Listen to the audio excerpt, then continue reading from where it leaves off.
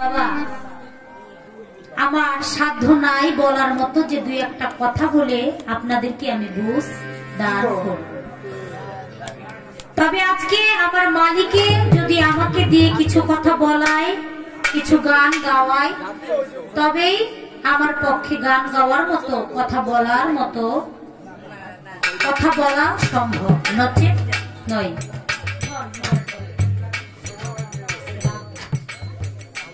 আজকে যিনি শরীয়তের থেকে আলোচনা গান আমাদের মাঝে রাখবেন, আশা করি ভালো কিছু কথা। বাবা আমি তো ছোট মানুষ, আমি কিছু দিতে পারি আর না পারি। আশা করি আজকে যিনি আমার প্রতিপক্ষ বন্ধু, অত্যন্ত জ্ঞানের অধিকারী, অত্যন্ত গুণী একজন শিল্পী, তিনি তিনার জীবনে যতটুকু দুধ পান করেছেন আমি আমার জীবনে ততটুকু পানীয় খাই নাই। আমার কাছ থেকে কিছু পান আর না পান, তার কাছ থেকে অবশ্যই পাবেন। আশা করি আমি একটা চাইলে আর দুইটা বেশি দিব। আর আজকে আমার বাবাজির ভাবতে প্রথম স্টেজে কিয়ামত উঠাই ফেলাইছে। জানি সারা রাত কি করবো, কপালে যে কি আছে বলার কায়দা নাই। যাক ভালো লাগছে। আমাকে একটি গান করেছিলাম, রাসূলের একটি শান, এমন একজন লাইলি আছে মজনু নিজেই পাগল। তোমরা কি তার নাম জানো গো? মোহাম্মদ রাসূল উল্লাহ। উল্লাহ বললেন কেন? উল্লাহ বাবা উল্লাহ কোথাও আছে? আমার দাদা উস্তাদ ফকির আবুল সরকার, তিনি দেখবেন ইউটিউবের মধ্যে আছেন, তিনি কিন্তু বারে বারে রিপিট করে বলছে রাসূল উল্লাহ না, রাসূল ইল্লাহ না, রাসূল আল্লাহ। কি বলে? তো আমার কাছে প্রশ্ন করেছে যে লাইলি কখন হয়েছে এবং মজনু কখন হয়েছে। আমি বেশি কথা বলবো না, আমার বাবারা বিচ্ছেদের মধ্যে ডুবে আছে, বলতেছে বিচ্ছেদ গর্জন। আমি একেবারে কথা কম বললাম, গলার থেকে একটি গান রাখবো, একটি প্রশ্ন বাবাজির কাছে রাখবো। আগে এই কথাটা মীমাংসা করে নিই। বলেছেন লাইলি কখন হইলেন এবং মজনু কখন হইলেন। মজনু শব্দের অর্থ বাবা প্রেমে পাগল, পাগল প্রেমী, দেওয়ানা, উম্মত, যে কিনা কোনো কিছুই জগতের বুকে ভালো লাগে না। মজনুর প্রেমে, লাইলির প্রেমে পাগল। আর লাইলি, এমন একজন লাইলি আছে, লাইলি কাকে বলা হয়েছে? আমার মুহাম্মদ সাল্লাল্লাহু আলাইহি ওয়াসাল্লাম, তিনাকে এই গানের মধ্যে লাইলি বলে ঘোষণা করা হয়েছে। এবং মজনু কাকে বলা হয়েছে? মজনু নিজে পাক আল্লাহ। যিনি মজনু তিনি হইল স্বয়ং আমার আল্লাহ। দেখেন বাবা, আমার আল্লাহ নিজে পাগল হয়ে, উন্মাদ হয়ে আমার নবীকে পাগল প্রেমিক হয়ে ভালোবেসেছে।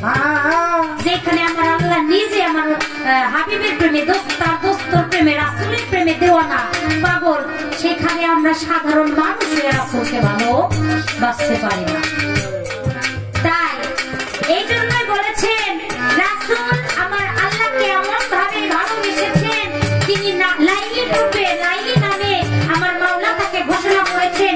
এবং আমার হাবিবকে, দোস্তকে এতটাই ভালোবেসেছেন, পাগল দেওয়ানা উম্মত হয়ে, যে কিনা আমার মাওলা নিজেই তিনি মজনু বলে নিজেকে ঘোষণা দিয়েছেন। যে কারণে আমার মুহাম্মাদের নামের পিছনে, নামের পরে বাবা কি নাম আছে? লা ইলাহা ইল্লাল্লাহু মুহাম্মাদুর রাসূল আল্লাহ। শুধু মুহাম্মাদও না বাবা, শুধু মুহাম্মদ সাল্লাল্লাহু আলাইহি ওয়াসাল্লাম না, মুহাম্মদ রাসূল আল্লাহ। তাহলে দেখেন লাইলি এবং মজনু, তারা দুজন দুজনের প্রেমে এতটাই উম্মত, যে কিনা আমার মাওলার নামের পরে মুহাম্মদ আছে এবং মুহাম্মাদের নামের পরে রাসূল আল্লাহ শব্দটি ব্যবহার করা হয়েছে। আমি আগেই বলেছি আমার রাসূলের নামটি আমার মাওলা এতটা গুরুত্বপূর্ণ সহকারে ঘোষণা করেছেন, যে কিনা আমার মাওলার নামের প্রত্যেকটা অক্ষরে অক্ষরে, পাতায় পাতায় আমার আল্লাহর নামের পাশে তার হাবিবের নামটাও বসিয়েছেন। তাহলে আমার দোস্ত মুহাম্মদ তিনি কখনো সাধারণ ব্যক্তি হতে পারে না। আশা করি ছোট করে সাধারণ ভাবে মীমাংসা করার জন্য চেষ্টা করেছি। এই বিষয়টা নিয়ে যত আলোচনা করবো বাবা, আলোচনা শেষ হবে না। আমি আমার পালার থেকে একটি গান আমি রাখবো, আশা করি ভালো লাগবে।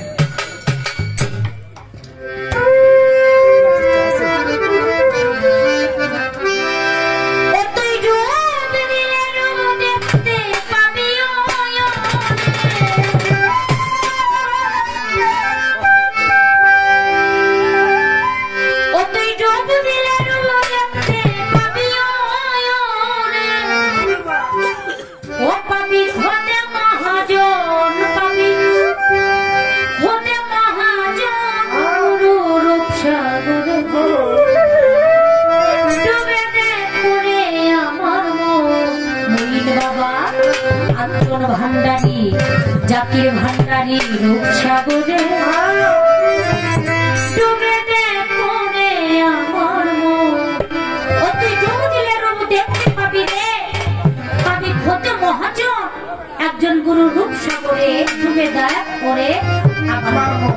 বাবারে, আজকে গুরু ভক্তের মিলন মেলা, এই তরিকাটাই এমনই একটা ভাবের জগৎ, এমনই একটা প্রেমের খেলা বাবা, যে এই মারুফতে এই তরিকাতে ডুব না দিলে এই প্রেমের যে কতটা মধু। আমার রাসূলের একটি গান আছে, আমি মুহাম্মদ নাম যতই জপি আমার ততই মধুর লাগে, নামে এত মধু মাখা কে জানিত আগে। মুর্শিদ হইলেন ভক্তের কাছে তেমন একটা বস্তু, যার নামটা যতই নেই না কেন ততই মধুর লাগে। ওই নাম বিনে আর ভালো লাগে না।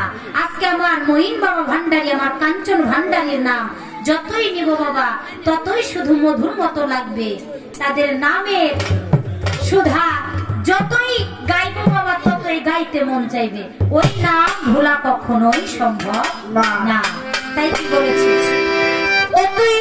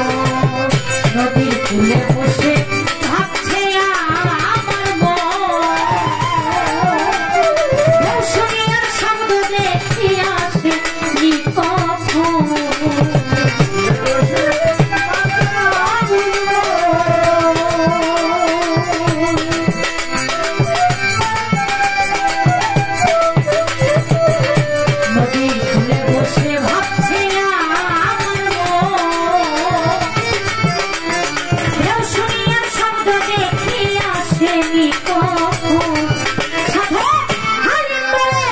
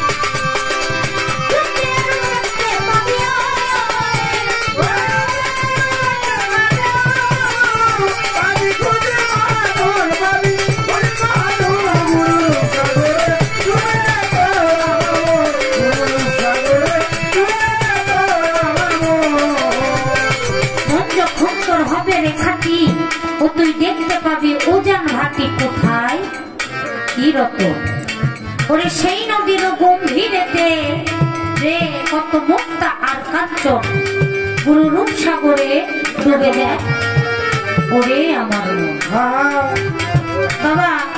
এই মারফতটা এমনই একটা বিষয়, এই মারফত নিয়ে যদি আমি কথা বলে আলোচনা করি বাবা, শুধু এই রাত্র কেন আমার জীবনে আমি মারফতের নিগূঢ় তত্ত্ব নিগূঢ় রহস্য বলে শেষ করতে পারবো না। এবং শরীয়তের থেকে এমন গুরুত্বপূর্ণ বিষয়, এমন গুরুত্বপূর্ণ আলোচনা আছে যে আলোচনা কিনা এ জীবন ধরে বললেও শেষ হবে না। তারপরেও যতটুকু আলোচনা না করলেই না। এই মারফতটা বাবা আপনারা সকলেই জানেন, এটা হইল গোপনেরও গোপন মারফত, যেটা নিজে বাবা দেখা যায় কিন্তু কাউকে দেখানো সম্ভব না। এই যে বাবা আলোটা জ্বলতেছে বাবা, এই আলোর উজ্জ্বলতাটা আমরা কিন্তু প্রকাশ আমরা কিন্তু দেখতে পাইতেছি, নিতে পারতেছি। এই আলোটা বন্ধ করে দেন, দেখবেন অন্ধকার হয়ে যাবে। তাহলে এটা আমরা অনুভব করতে পারতেছি। এই আলোটা যে জ্বলতেছে এটার অনুভব আমরা করতে পারতেছি। যখন এই আলোটা বন্ধ করে দেওয়া হবে তখন অন্ধকার হয়ে যাবে। কিন্তু এই যে বাল্ব, এই বাল্বের মধ্যে যে আলোটা জ্বলে বাবা, ওই আলোটা কি কখনো ধরা সম্ভব না? কখনোই ধরা সম্ভব না। এই উজ্জ্বল রাত্রটা আমরা অনুভব করতে পারতেছি কিন্তু ওই আলোটা ধরা বাবা সম্ভব না। ওই আলোটাই হইল মারফত। এই যে আমার উপরে পোশাক বাবা দেখতেছেন, এটা হইল শরীয়ত, যেটা দেখা যায় এবং একজনকে দেখানো সম্ভব। শরীয়ত নিজেও দেখা যায়, একজনকে দেখানো যায়, কিন্তু মারফত বাবা নিজে দেখা যায় কিন্তু কাউকে দেখানো সম্ভব না। কিন্তু নিজে নিজে ওই সাধনা করতে করতে, ওই কর্ম করতে করতে, গুরুর সাধন ভজন করতে করতে, গুরুর হুকুম পালন করতে করতে, আমার ভান্ডারীর নাম জপতে জপতে পর্যা করবে বাবা। আমি যে আপনাকে মারফত দেখাবো, আমাকে আপনার দেখাইতে হবে না, আপনিও আমার মতো আপনা আপনি মারফত দেখতে পাবেন। আর মারফতটা বাবা এক কথায় অনেকেই নেয়, অনেকেই নেয় না, অনেকেই নিবে, অনেকেই নিবে না। আমার জন্য স্বয়ং মারফত হইল আমার স্বয়ং মুর্শিদ। কি বলে? সাধারণ ভাবে ছোট্ট করে বলে দিলাম, আপনার জন্য আপনার মারফতটা হইল আপনার স্বয়ং মুর্শিদ, আমার জন্য আমার মারফতটা হইল আমার স্বয়ং মুর্শিদ। আজকে এই দরবারে আমার কাঞ্চন বাবু ভান্ডারী, তার জন্য তার মারফতটা হইল তার মুর্শিদ স্বয়ং নিজে মঈন ভান্ডারী। এই যে উপরের বাবা চামড়াটা, এই চামড়াটা শরীয়ত, কিন্তু চামড়ার ভিতরে যেটা আছে ওইটা কি আমরা বলতে পারবো এই চামড়ার ভিতরে কি আছে? এইটা নিয়ে রিচার্জ করতে হবে, এইটা বিষয়ে জানতে হবে, ওই কর্ম করতে হবে, সাধন ভোজন করতে হবে, তারপর আমি আপনাকেই জেনে যাব, আপনাকে বুঝাইতে পারবো, আপনাকে উপদেশ দিতে পারবো, আপনি এটা করলে এটা পাবে। কিন্তু আপনি ব্যতীত অন্য কেউ দেখা সম্ভব হবে না। তাই এমন বিষয়বস্তু মারুফ শরীয়ত বাবা, আমি বলবো না যে আমার মারুফত বড় শরীয়ত ছোট। শরীয়ত তো ছোট নয়, মারুফত তো ছোট নয়। শরীয়ত মারুফত দুইটাই বাবা সমান। কেননা শরীয়ত করে মারুফত করতে হবে। শরীয়ত হইল প্রথম স্তর। আমি সত্য কথা বলে দিই, এতে আমার যে অভ্যাস হয় আমি হারিয়ে যেতে সমস্যা নেই বাবা। সবটা বিষয়ের একটা সিঁড়ি আছে চলার পথে। যেমন আমি প্রথম সিঁড়িটা পার না করে দ্বিতীয় সিঁড়িতে উঠতে পারবো না, পারবো বাবা? এখন লাভ দিয়ে যদি আগে দ্বিতীয় সিঁড়িতে যায় আমার পাটা কিন্তু ভেঙে যাবে। তাইলে আগে শরীয়তটা কইরাই মারুফতে যেতে হবে। তাহলে বাবা শরীয়তের সবকিছু তো যারা এই যে আল্লাহর ওলিগণ মারুফতের ফকির যারা, তারা কিন্তু সাধারণ কোনো মানুষ না বাবা। দেখেন এই মারুফতের ফকিরদের বাড়িতে হাজার হাজার ভক্ত আসে, হাজার হাজার বাতি বাবা জ্বলে, তাহলে তারা শরীয়তের কর্ম সেরে ওই কাজগুলো পূর্ণাঙ্গ ভাবে মীমাংসা করার পরে মারুফতে এসেছে। তাই ওই পিছনের কর্ম স্বয়ং সম্পূর্ণভাবে শেষ করে যদি আমি মারুফতে আসি, তাহলে আমার পিছনের দিকে তাকানোর কোনো প্রয়োজন আছে নাই। তাই আমি আমার প্রথম স্তরগুলো ঠিক করে আমি এখনো মারুফতে ভাবের একটা সাগরের মধ্যে আছি। আশা করি এরপরে যে আলোচনা থাকবে এই ভাবের আলোচনায় এই উপরের থেকেই যেন আলোচনাটা থাকে, আমাকে যেন পিছনের দিকে ডাকা না হয়, কি বলেন? তাই এইখান থেকে আমি ছোট্ট করে সাধারণ একটি কথা আমি আবার দরদির কাছে জানতে চাই। প্রশ্নটা হলো কি, আমার দয়াল নবী মুহাম্মদ সাল্লাল্লাহু আলাইহি ওয়াসাল্লাম তিনি যখন এই দুনিয়াতে ভূমিষ্ঠ হইলেন বাবা, আমার মুহাম্মদ সাল্লাল্লাহু আলাইহি ওয়াসাল্লাম তিনি যখন জন্মগ্রহণ করলেন এই দুনিয়াতে, তাকে 4 দল লোকজন দেখতে গিয়েছিলেন। কিন্তু যখন ওই ঘরের মধ্যে 4 দল লোক এক এক করে দেখতে যায় বাবা, এক এক দল লোক এক এক রূপে আমার দয়াল নবীকে দেখেছিলেন। আমি আমার দরদির কাছে জানতে চাইবো, এই যে আমার দয়াল নবীকে 4 দল লোক দেখতে গেল, এই 4টা দল লোক এরা কারা? এবং এই যে এক একজন এক এক রূপে আমার দয়াল নবীকে দেখলেন, এই এক একজন একই রূপে দেখলেন না কেন? ইহার কারণটা কি? এক একজন এক এক রূপে দেখার কারণটা কি? এবং এই দলগুলো কারা ছিল, কে কে ছিল, তাদের নাম কি ছিল? ইহার মধ্যে নিশ্চয় কোন নিগুড় রহস্য আছে বাবা, কি বলেন? জানার প্রয়োজন আছে না আমাদের? একজন ব্যক্তি, তাকে তো সবাই একই রূপেই দেখবো, ওইটা রেখে কেন এক একজন এক এক রূপে দেখলেন? ওই রূপগুলো কি কি ছিল? ওই 4 দল লোক কারা কারা ছিল এবং কে কোন রূপে আমার দয়াল নবীজিকে দেখেছিল? ছোট্ট করে এইটুকু আমার দরদের কাছে জানার প্রয়োজন।